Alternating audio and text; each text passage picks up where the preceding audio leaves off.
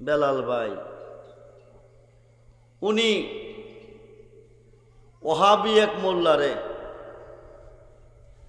মোল্লার বক্তব্য আমি দেখেছি, শুনেছি। সে বলতেছেন নবীজি হাজির নাজির না, বেদাত। দাঁড়াইয়া নবীকে সালাম দেওয়া বেদাত। জানাজার নামাজের পরে দোয়া করা, হাত তুলে বেদাত। আল্লাহর সাথে যারা বেয়াদবি করে তওবা করা ফরজ, কতল করা ওয়াজিব।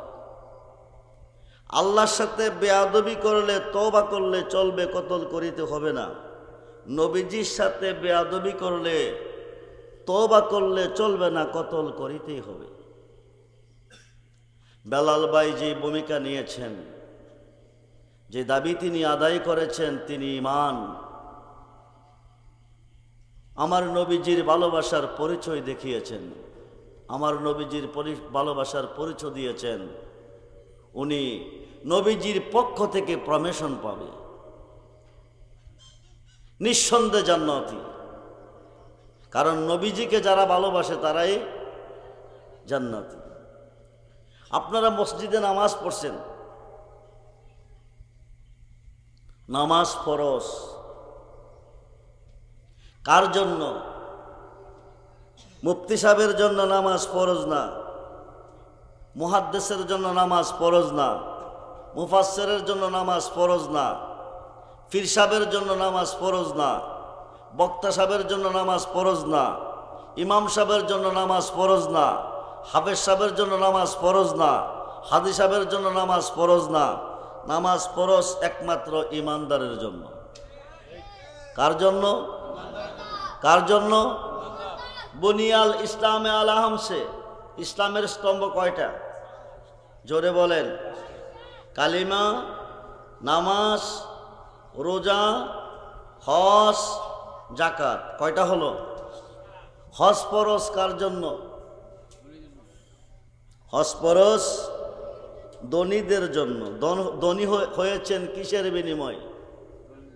জবাব দিবেন ধনের বিনিময়, মালের বিনিময়, সম্পদের বিনিময়। যিনি ধনী হয়েছেন তার উপর হজ করা ফরজ, নামাজ ফরজ ঈমানদারের জন্য।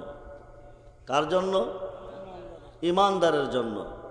কারবালার মাঠে 13টা তাবু গাড়ছেন। কয়টা? এজিদ বাহিনী। এদের মধ্যে 7,000 ছিল হাফেজ সাহেব, নাউজুবিল্লাহ বলে। 3,000 ছিল মুফতি। বাংলাদেশে মুফতির অভাব নাই, হাফেজ সাহেবের অভাব নাই, বক্তার অভাব নাই, আলেমের অভাব নাই। অভাব হচ্ছে একমাত্র ইমানের। কিসের অভাব? জোরে বলেন, কিসের অভাব? একমাত্র ইমানের অভাব। ইমানের অভাব হওয়ার কারণে মুফতি হয়ে জাহান্নামী, মুহাদ্দিস হয়ে জাহান্নামী, মুফাসসির হয়ে জাহান্নামী, ইমাম সাহেব হয়ে জাহান্নামী, হাদিস সাহেব হয়ে জাহান্নামী, হাফেজ সাহেব হয়ে জাহান্নামী, আলেম সাহেব হয়ে জাহান্নামী। পীর সাহেব হওয়ার পরও জাহান্নামী না থাকার কারণে ঈমান। কি কি? জোরে বলেন। না থাকার কারণে একমাত্র ঈমান। সহিহ বুখারী প্রথম খণ্ড 7ম পৃষ্ঠা। বুখারী এবং মুসলিম দুইটি হাদিসে রায় দিচ্ছে। আনাস ইবনে মালিক রাদিয়াল্লাহু তাআলা কালা রাসূলুল্লাহ সাল্লাল্লাহু আলাইহি ওয়াসাল্লাম লা ইউমিনু আহাদুকুম হাত্তা কুনা হাব্বা ইলাইহি মিন ওয়ালিদিহি ওয়া ওয়ালাদিহি ওয়ান নাসি আজমাইন। রাওয়াহুল বুখারী ও মুসলিম। যেরকম সুবহানাল্লাহ। নবীজি বলেন, তোমার আব্বা আম্মা, ছেলে মেয়ে, স্ত্রী, পুত্র, ভাই, বন্ধু, ধন দৌলত, তাম সৃষ্টির প্রতি তোমার অন্তরে যতটুকু ভালোবাসা আছে তার চেয়ে বেশি বেশি ভালো যতক্ষণ পর্যন্ত আমি রাসূলকে না বাসবে আকাশের নিচে কোনো বান্দা কোনো বান্দি ইমানদার হইতে পারিবে?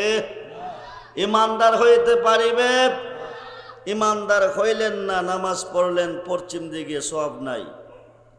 ইমানদার হইলেন না, নামাজ পড়লেন পূর্ব দিকে, সওয়াব নাই। ইমানদার হয়ে পড়েন, সওয়াব পাবেন। আল্লাহর কোরআন, বিসমিল্লাহির রহমানির রহিম। লাইসাল বিররান তুহাল্লু জুহাকুম কিবালাল মাশরিকি ওয়াল মাগরিব। সুবহানাল্লাহ বলেন। আল্লাহ বলেন পশ্চিম দিকে নামাজ পড়ো কোনো সোয়াব নাই, পূর্ব দিকে পড়ো কোনো সোয়াব। নামাজে সোয়াবের দরকার আছে না নাই? জোরে বলেন আছে না নাই? আছে। সোয়াব পাবো কোথায়? ওয়ালাকিন্নাল বিররা মান আমানা বিল্লাহ। সোয়াব পাবো একমাত্র ইমানে। ইমান কি? রাসূল বলেন আলা আলা ইমানা লিমাল্লাহ মুহাব্বাতা লাহু, আলা আলা ইমানা লিমাল্লাহ মুহাব্বাতা লাহু, আলা আলা ইমানা লিমাল্লাহ মুহাব্বাতা লাহু। বলুন ইয়া রাসূলুল্লাহ। যার অন্তরে আমি নবীর প্রেম নাই, যার অন্তরে আমি নবীর মোহাব্বত নাই, যার অন্তরে আমি নবীর ভালোবাসা নাই, তার কি নাই? জোরে বলেন কি নাই?